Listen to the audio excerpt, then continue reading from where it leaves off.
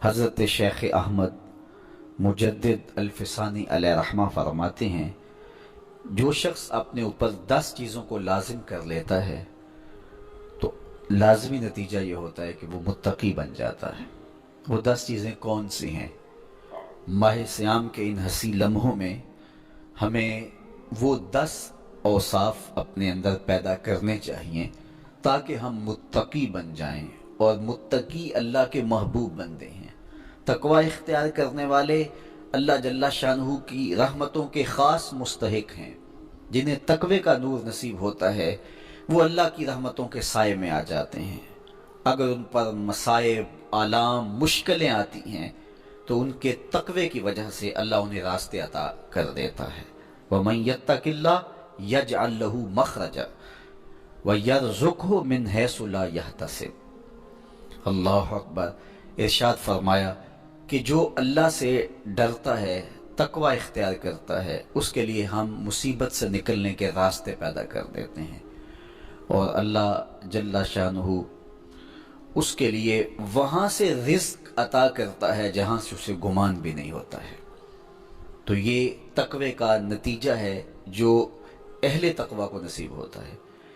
تو حضرت شیخ نے 10 وہ امور بتائے جو اپنے اوپر لازم کر لینے سے تقوی نصیب ہوتا ہے۔ سب سے پہلی بات آپ فرماتے ہیں زبان کو غیبت سے بچائے۔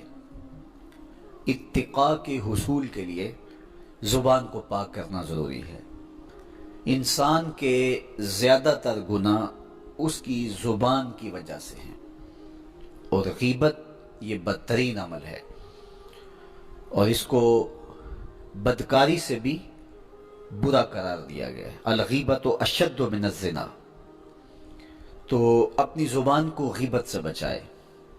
دوسری بات ارشاد فرمائی کہ بدزنی سے بچے، کسی سے خواہ مخواہ بدگمان ہو جانا اور اپنے دل کو کسی کے لیے میلا کر لینا اور اس کی بدگمانی دل میں پالنا، تو یہ تقوی کے منافی ہے۔ تو کسی کی بدگمانی سے، بدزنی سے اپنے دل کو بچائے، زبان کو غیبت سے بچائے، دل کو بدگمانی سے بچائے، اور مسخرہ پن سے بچے۔ بات بات پہ ٹھٹھے مار کے ہنسنا اور اس طرح کی زندگی بسر کرنا۔ اور آج کل تو جب بھی دوست احباب اکٹھے بیٹھتے ہیں تو سنجیدہ اور متین باتیں کم ہوتی ہیں، زیادہ وقت لطیفوں میں ہی کٹ جاتا ہے۔ انسان کو خوش مزاج ہونا چاہیے، اس کی طبع میں شگفتگی ہونی چاہیے، لیکن شگفتگی، خوش مزاجی اور مسخرہ پن میں فرق ہے، اس کو سمجھنا چاہیے۔ سنجیدہ اور متین زندگی یہ مومن کی زینت ہے، انسانیت کا حسن ہے۔ اس لیے تقوی کے حصول میں مانع ہے مسخرہ پن۔ اگر کوئی شخص متقی بننا چاہتا ہے تو اس کو سنجیدہ اور متین بننا ہوگا۔ طبیعت کی خوش مزاجی یہ معنی نہیں ہے، لیکن مسخرہ پن اور چیز ہے، اس سے روک دیا گیا۔ چوتھی چیز حضرت شیخ احمد فرماتے ہیں کہ اپنی آنکھ کو حرام سے بچائے۔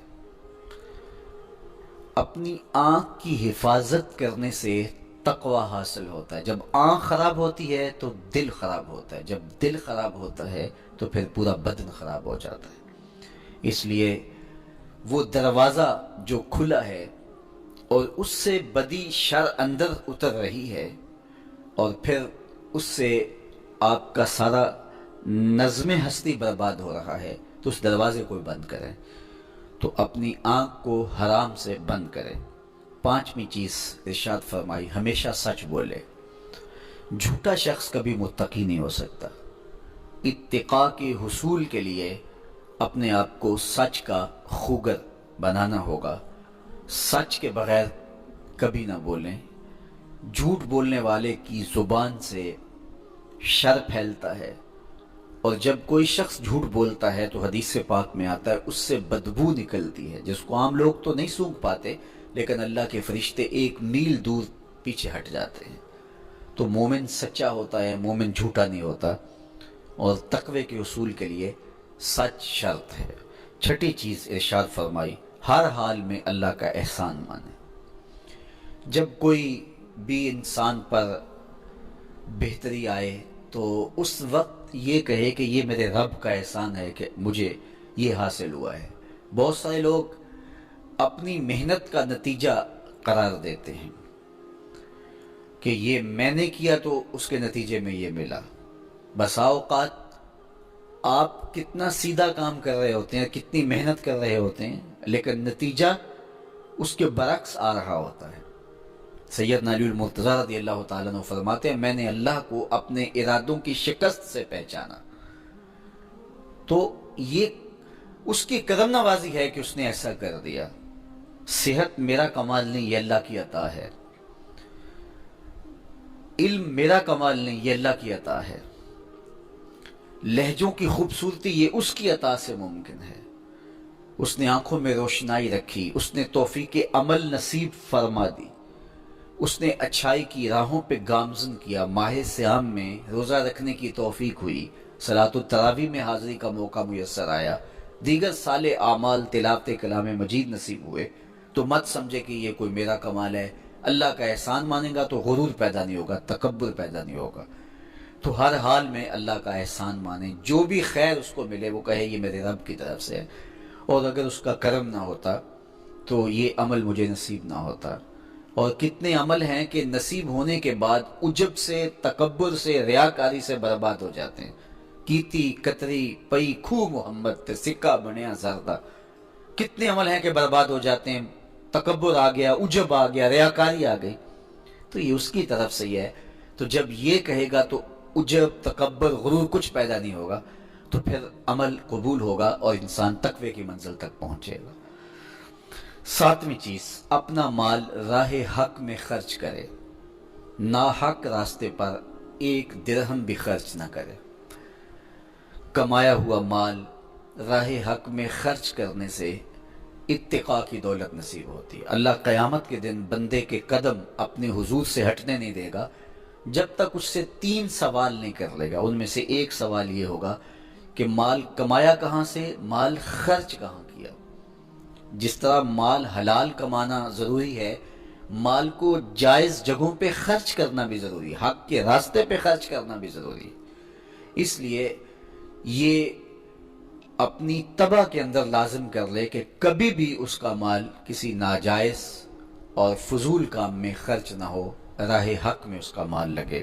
8ویں چیز، نفس کے لیے کبھی بڑائی بلندی نہ چاہے، اس سے طبیعت میں سرکشی آئے گی اور تقوی کے راستے میں یہ عمل مانے ہے۔ اور نمازوں کی حفاظت کرے۔